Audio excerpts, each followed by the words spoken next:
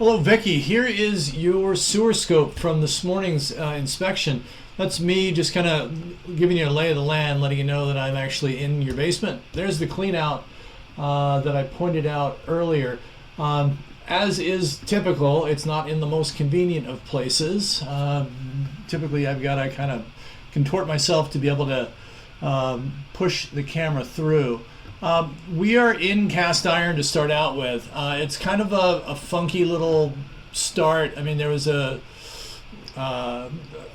turn and then this turn right here. So a number of bends right within the first few feet. Not a defect, it's just the structure of how they laid the pipe out. And then here we switch over to ABS, black plastic. And just for a few feet, and then we'll switch back to cast iron. Likely this was either a repair, or more likely it might have had something to do with the inclusion of the bathroom in the basement. Now here's another switch. We switch back to, or we switch to another plastic, PVC. We'll stay in this for the majority of the rest of the run, although we do switch back to cast iron later on. Coming up here in just a sec, we're holding a little bit of water. This, you notice how it's right here at this connection point. We start to hold just a hair of water, an inch, maybe inch and a half of water at the bottom of the pipe. And then it goes away when we get to this next connection, which we just passed, or this one right up here. So it might be a sag or a settling point in the pipe.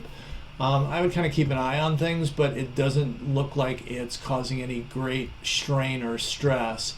We're starting our downward run. This is always a good indicator that we're headed towards the city connection. The change to PVC, that would be a good indicator that we're on the other side of the foundation wall. So about 13 feet before we switch over. And then here's a change back to cast iron. Notice the aggressive dip here and that lip right there. It's going to take me a little bit of work to get past this section. I'm not going to get much further down the road than this. Again, like we talked about earlier, there's only so far that you can push a wet noodle, or a moderately wet noodle, the cable, on my camera. With a lot of twists and turns, with a lot of different flavors of pipe, especially cast iron like this, you get to the point where you just can't push anymore. If you over push, if you try to push too hard, I could snap the rod or the cable that's the fiber optic cable for the camera. That would not be a good day and not something that we want to do. So what I'm going to do in this situation is I'm going to turn some water on. There you go. And then see if this helps me to get past. It does to a certain degree, but again, because of the bends in the pipe, the cable can't go much further than, let's say, another 3 or 4 feet.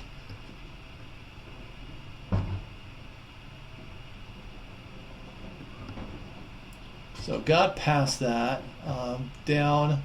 I'm going to loiter here for a little bit. I get a little bit further forward, but not more than this. One of the things that I wanted to watch was how well the pipe drained. So I'll sit here for a couple of minutes just to look at the functional drainage, just to make sure that we don't have any backups or anything like that. But again, this is the extent that I could get out on this run. Knowing the proximity to the streets, I would imagine that you're probably within 10 to 15 feet of the city connection. Not a guarantee, but you know, you're close to the street, so it's highly likely that would be the case. I'm going to keep the camera rolling as I pull back. You're more than welcome to watch the overly exciting return journey. Reach out to me with any questions or if you have any concerns.